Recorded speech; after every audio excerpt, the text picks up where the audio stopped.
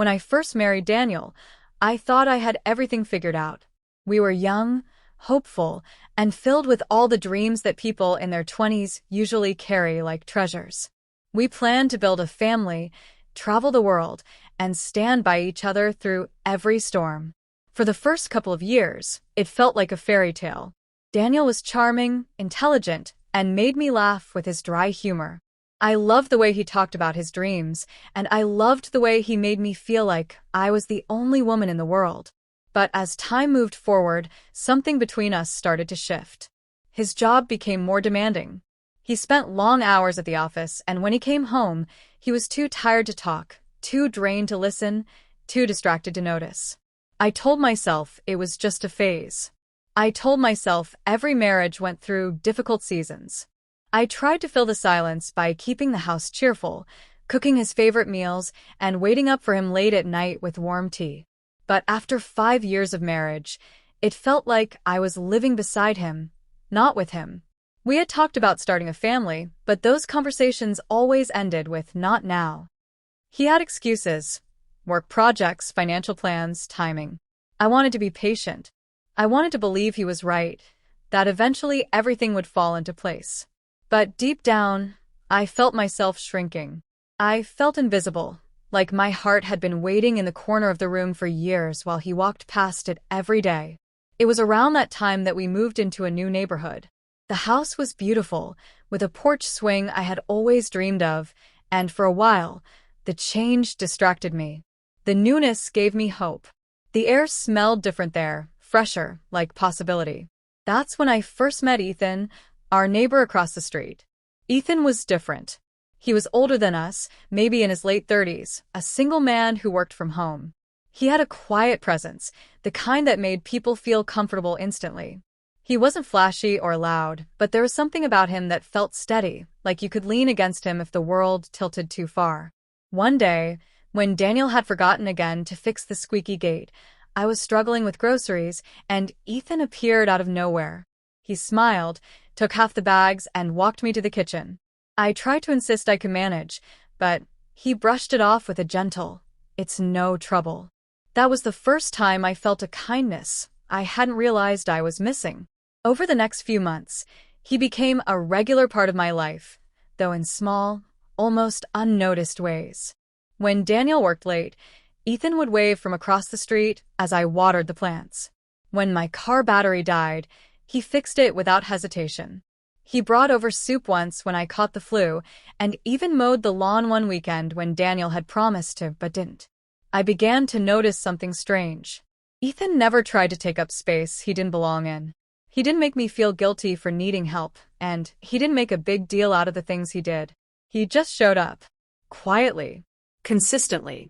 One evening, after a particularly hard argument with Daniel about how disconnected we had become, I sat on the porch swing and let my tears slip down my face. I thought I was alone, but Ethan appeared on the sidewalk, holding 2 mugs of hot cocoa. He didn't ask me what was wrong. He just sat beside me, handed me a cup, and let the silence do the talking. For the first time in years, I felt like someone saw me, not just the woman who kept the house running, not just the one waiting for scraps of affection, but me. It scared me at first. I didn't want to blur lines. I was married, and I still loved Daniel, even if our marriage was heavy with distance. But the more Ethan showed up in small ways, the more I realized it wasn't about romance at all. It was about being cared for, being noticed, being valued. He did what my husband hadn't been able to do in 5 years. He reminded me I was worthy of gentleness. One afternoon, Daniel came home frustrated from work and snapped at me over something trivial. My heart broke a little more that day. Later that evening, Ethan knocked on my door, holding a small pot with a plant. He said, "This one's strong. It grows even if you forget to water it sometimes." I knew he wasn't just talking about the plant. He didn't know about the argument, but somehow he always seemed to know when I needed encouragement. Months went by. Slowly, Daniel began to notice changes in me. He asked once why I laughed more, why I seemed calmer. I couldn't bring myself to tell him that Ethan's quiet support was the reason. But the truth is, Ethan's example had shown me what I had been missing. And it gave me the courage to speak honestly with Daniel. One night, I told Daniel everything I had been feeling for years. The loneliness, the silence, the constant waiting. At first, he was defensive. He told me he worked so hard for us that I should understand. But then, as the words poured out of me, something softened in his eyes. He realized he had been giving all his energy to a job while forgetting the person who needed him the most. We cried that night. We held hands and decided to try again, really try. And strangely enough, it was because of Ethan.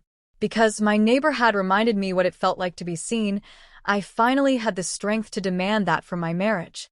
Daniel started small, just like Ethan always did. He left me little notes before heading to work.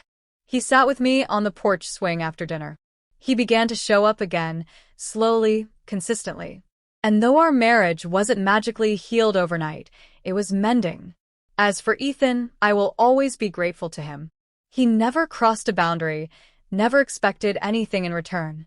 He was simply a good man who gave what he had: time, kindness, presence. He did for me what my husband hadn't in 5 years. He reminded me that love is shown, not just spoken.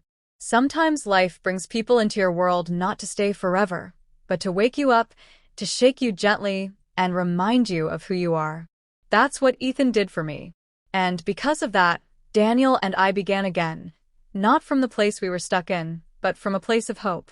Love, I learned, isn't just about vows and rings. It's about showing up every single day. And sometimes, it takes a neighbor's quiet kindness to remind you of that truth.